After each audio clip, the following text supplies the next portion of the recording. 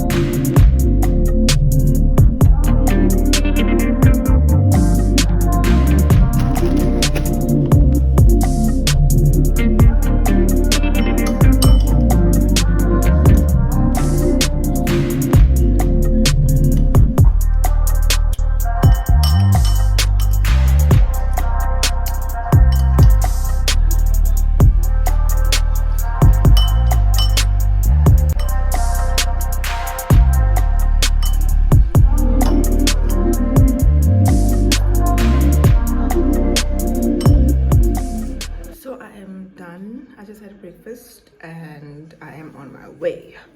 Wait.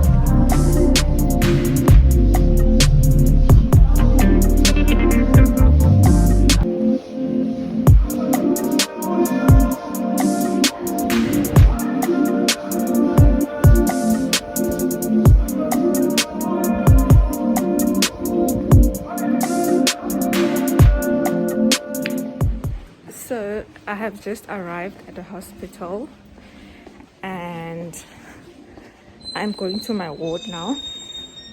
A bit late. Well, I'm late, like really late. I'm waiting for the lift. As you can see, it's taking a bit long, but there we go. Elevator going up. Going to level 6. This is me. I'm Doors so closing. late. Yo, guys, it is basically 20 minutes past 7 in the morning and my shift starts at 7 o'clock. Let's see what's gonna go on in the ward because I'm late. Please pray for me. Floor 6. There we go. Doors opening.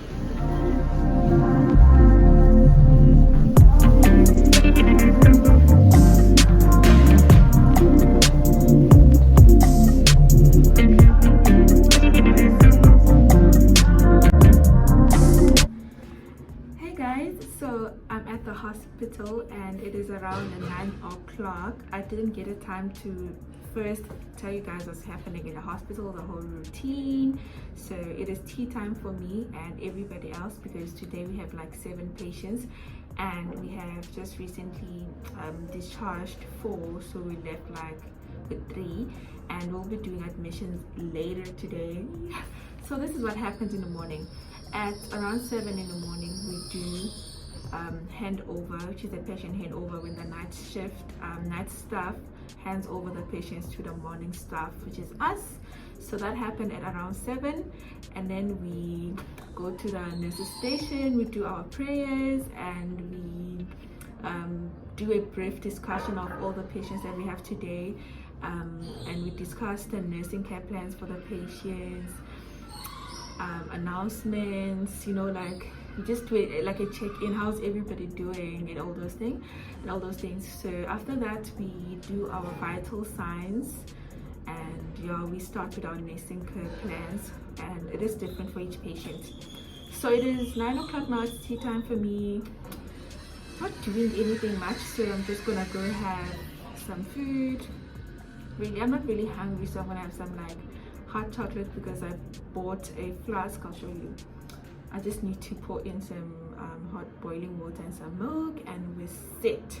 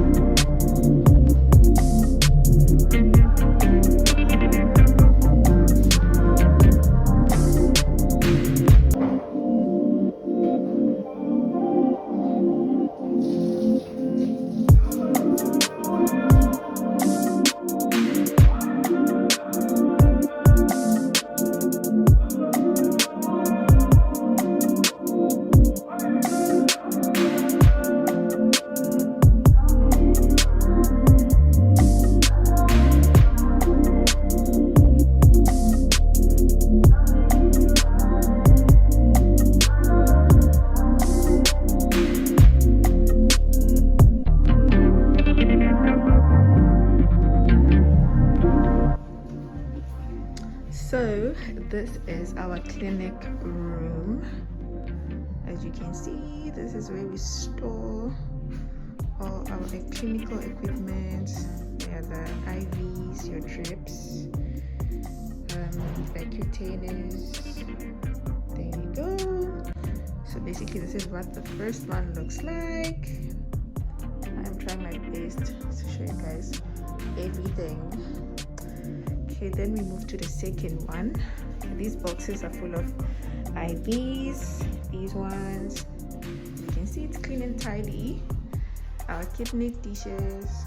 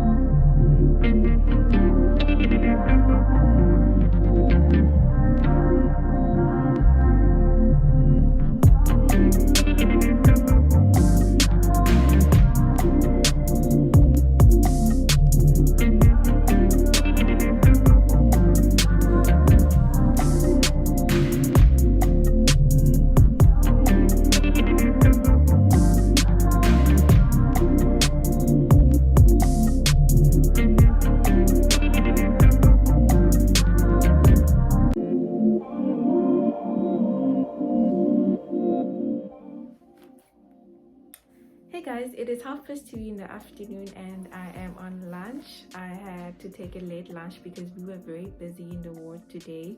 We were mostly dealing with prostate biopsy patients, so we had to prepare those patients. We had to help the doctor out with those patients, so it was a lot. It was a very hectic day. As I have mentioned before that I am working in the renal unit, so we have prostate biopsies on Thursdays, every Thursday. So I wanted to apologize that I cannot show you most of the skills that I would perform as a second year student in the ward, mainly because of the hospital policy and protocol that most of you might be familiar with, like not being allowed to film some parts, actually most parts of the hospital, and above everything we prioritize patient privacy. So yeah, but briefly what we would do, the morning routine being our observations, where we do we check our blood pressure, we check our pulse rate, respiratory rate, temperature, we check our blood glucose levels, hemoglobin levels, and we would manage our diabetic patients, or you'd find that some patients have hypoglycemia and we need to manage that.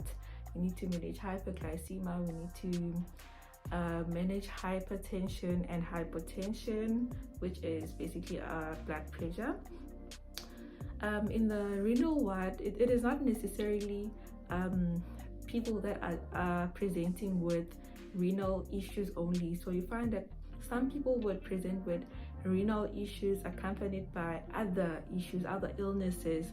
So we take that into consideration. So you would find that someone is presenting with a lot of systems, just that at that particular period they were referred to the renal unit for a particular surgery. So yeah,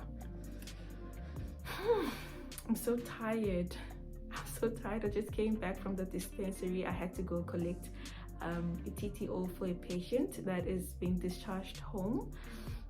We've had quite a lot of discharges lately and a few admissions.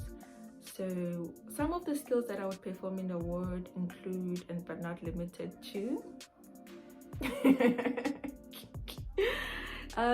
insertion of catheters and removal of catheters, also catheter care. You find that some patients have bladder irrigation going on, mostly the patients that are presenting with hematuria, which is the presence of urine, of blood in your urine. So yeah, you find that they're having bladder irrigations, so we need to manage that. We need to sometimes insert a drip. You need to remove a drip. You need to know how to manage everything surrounding the drip. So yeah, what else would you find in a renal unit? It's just that it differs for each patient because they are mostly presenting with different symptoms, and they are for or from different operations and surgeries. So yeah, you find that our post-operative obviously our post-operative patients would have wounds, so we need to make sure that the wounds are not infected. If they have to be dressed, they are dressed accordingly. If they are not supposed to be dressed, you need to make sure that they are not infected and they are clean. Yeah. So what else would you find in my ward? There hasn't been much going on. I've been lying to you guys.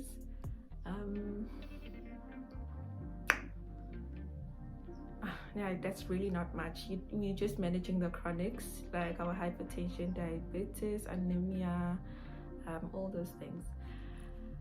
Yeah, like I'm really exhausted. It's a Thursday, but I really am tired. What I do when I get home, I'm gonna sleep.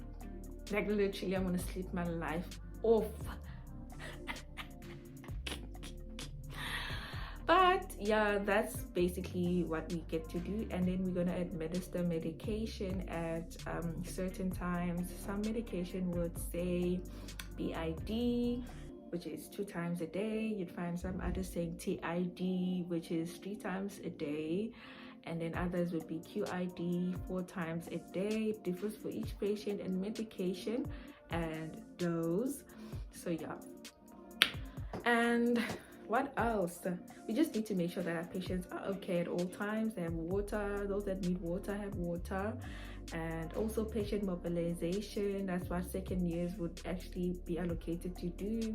Would prepare our patients that are going to theater. You need to make sure that they prepare. They got their anesthetics. They're wearing the correct gowns. They have their ID bands. They don't have jewelry. They don't have dentures. They don't have nail polishes. You know, like, you need to prepare your patient for theater. So, and then we're gonna take the patient to the theater. You're gonna have to hand over the patient to the theater, where you basically tell whoever is going to be receiving the patient, you need to give that person the patient's details according to the file, their file number, the ward, what they are for in the theater. You need to know their blood results, if they were taking bloods, their x-ray results, their ECG has to be there, their COVID, most importantly, since we're living in the COVID times, so their COVID test has to be there. And it's a lot. It's a lot. Handing over a patient in theater is a lot of work, because it's like time is against you, and you just like, this is you know, like, you're just all over the place, and you have a file, you have a process that you need to go through. So it's a lot. I hate it. Like, I hate it. And that time sister in charge is like, Noble, I like how you do it. So every time when there's a patient going there, she's gonna be like, Noble, take the patient to theater. And I'm like, girl. But yeah, it's a lot. And sometimes you'll need to fetch them from recovery, that's post-operative care. And yeah, it's that. It is that. But we have quite a lot of skills in second year. Some others include your insertion of the nasogastric tube. Yeah. But once I've acquired competency for most of them, I will definitely try to explain to you guys what actually are these skills and how do I find them, because some skills are really traumatizing. Honestly, like, really traumatizing. And we've had like a very interesting cases this week. One of them was priapism. It was like the first time I heard of that. Medical diagnosis, priapism. It was quite a challenge, and oh guys, it was so sad. I feel like crying whenever I think about this patient. We had a female patient in our ward, and her cancer has progressed. I didn't really even hear the whole story because I was really sad. Like I wanted to cry, so I just excused myself to get some water when we were updating each other in the morning as the nurses on patient care. But it has reached a point where the doctors had to send her home because they've tried everything, imagine.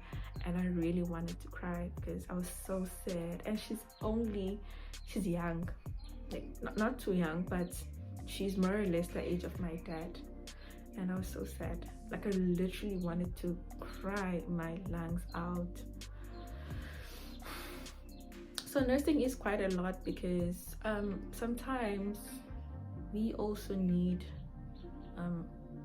we need surgeons. We do need counseling. We need some comfort. We need debriefings because it's actually a lot. Like the kind of things that we get exposed to and experience, more especially in our juvenile years as a second year students. We might not really know how to handle them at most, but yeah, that's mostly it. And now I need to go back because we have been at admission waiting for us, and when I say us, I mean me and my colleagues. So yeah, that's roundabout. That's it. Thank you. This is practically my lunch for today.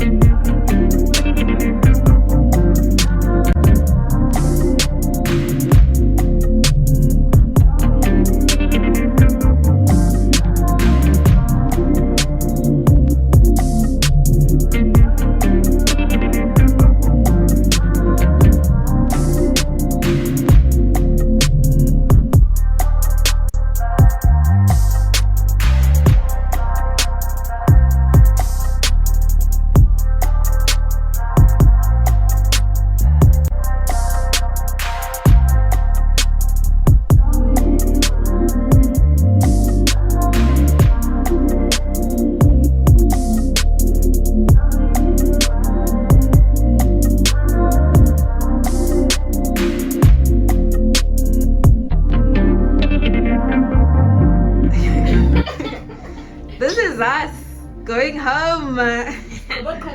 Hey. Guys, we are cutting it nuts. I feel like you're choking. This is cut to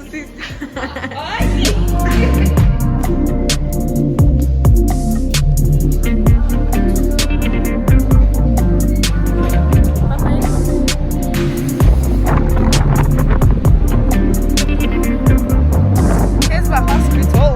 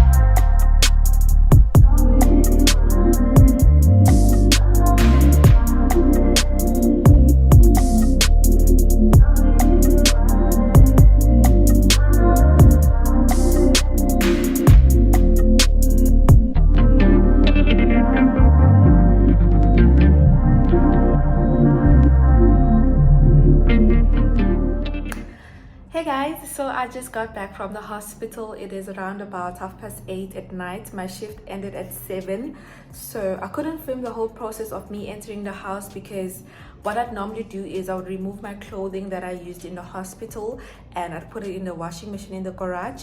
And when I enter the house, I first sanitize everything that I used in the hospital because we are living in COVID times and I'm scared.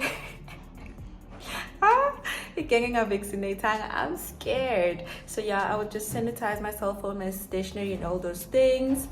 And I just took a shower and I'm preparing for sleep. I'll just fix myself something to eat.